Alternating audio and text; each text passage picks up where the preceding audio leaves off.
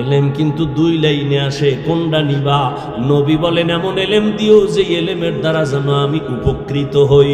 আল্লাহুম্মা ইন্নী আসআলুকা ইলমান নাফিআ, আল্লাহুম্মা ইন্নী আসআলুকা ইলমান নাফিআ, এমন ইলম তুমি আমাকে দিও যেই ইলম নবী পাইছেন।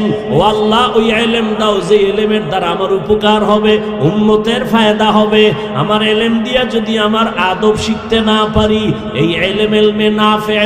ও ছাত্র বাবারা, কলিজার টুকরা তালিবুল ইলম, ইলম যদি চাও, আল্লাহর কাছে রহমতের নবী যদি দোয়া করেন ইন্নী আসআলুকা ইলমান নাফিআ, ইলম দিয়া যদি ওস্তাদের দোয়া নিতে না পারো, ওই ইলম তো ইলমে নাফিআ না। ইলমের দ্বারা যদি মা বাবার থেকে দোয়া নিতে না পারো, ওই ইলম তো ইলমে নাফিআ না। ইলমের দ্বারা যদি মানুষের সাথে ভালো আচরণ দেখাইতে না পারো, ওই ইলমটা ইলমে নাফিআ না। এটা উপকারী ইলম না, এটা ধ্বংস করার ইলম। ইলমে নাফিআ দান করেন আল্লাহ, আমাদের ইলমে নাফিআ দান করেন। আমিনও কয় না। ইমাম শাফিঈকে আল্লাহ ইলমে নাফিআ দান করেছেন। ইমামে আজম আবু হানিফা রাহমাতুল্লাহি আলাইহি ইলমে নাফিআ আল্লাহ দান করেছেন। অল্প পাই, অল্প সামান্য, কিন্তু আল্লাহ শয়তানি ইলম না, মদনী ইলম চাই। হ্যাঁ, ওই ইলমে নাফিআ আমি চাই। আমার ইলম দিয়ে যদি অহংকারী করে মা বাবার সাথে বেয়াদবি করি, এটা ইলম তো ইলমে নববী না। আল্লাহর আদালতে দাঁড়াইয়া হিসাব দেওয়ার ভয়। ও আমার কলিজার যুবক, আল্লাহর দরবারে দাঁড়ায় হিসাব দেওয়ার ভয় মানি তুমি হুজুর হওয়া লাগবে না, না না না, খোদার কসম হুজুর হওয়া লাগবে না। তুমি স্কুলে পড়ো, কলেজে পড়ো, চাকরি করো, কোনো দরকার নাই। স্কুলে আসো, থাকো, কলেজে পড়ো, পড়ো, ডাক্তার হও, ইঞ্জিনিয়ার হও, প্রফেসর হও, তবে দাবি আমার জীবনের একটা বেয়াদব হইবা না।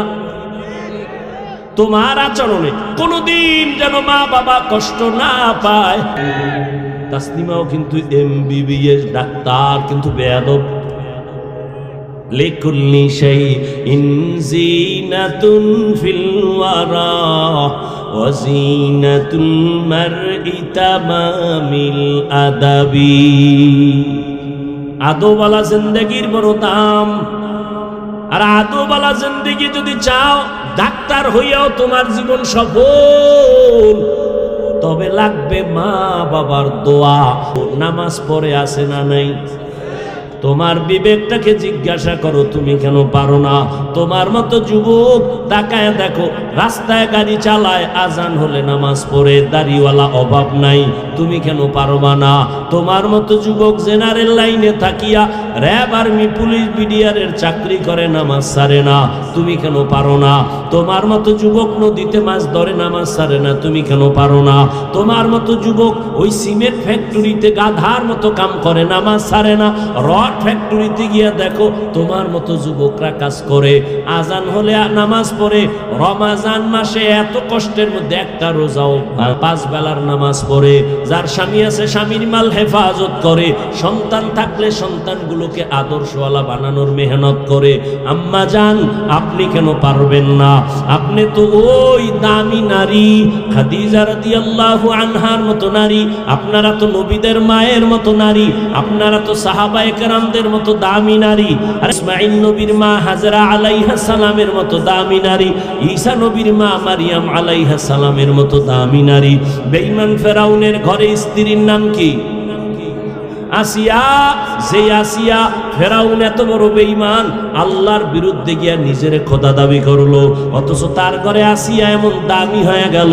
রহমতের নবী বলেন, জান্নাতে আসিয়ার সাথে কিয়ামতে আমার বিবাহ হয়ে যাবে।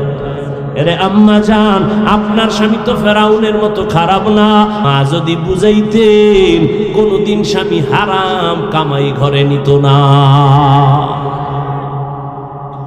আপনার সন্তানের রক্ত তো পবিত্র, হারাম টাকা দিয়া রক্তকে নাপাক করবে কেন? পাঁচ বেলার নামাজ পড়বা, নবীর তরিকায় চলবা। আল্লাহর কাছে তওবার নিয়ত করিয়া খাঁটিভাবে যদি বলতে পারো, আল্লাহ জীবনের সব গুনাহ মুহূর্তে মাফ করে দিবেন। আমরা যারা নবীর তরিকা মানিয়া চলি, কই আমরা তো না খাইয়া মরি নাই, সম্মান তো আমাদের কমে নাই। তোমার চোখের সামনে তো দেখতেছো, ওরে আমরা নবীর তরিকা মানিয়াও তো 3 বেলা খাই, আর তুমি নবীর তরিকা বাদ দিয়া 3 বেলা খাও। তুমিও রাতের বেলা ঘুমাও, আমরা নবীর তরিকা ঠিক রাইখা রাতের বেলা ঘুমাই। তুমি নবীর তরিকা বাদ দিয়া বাজারে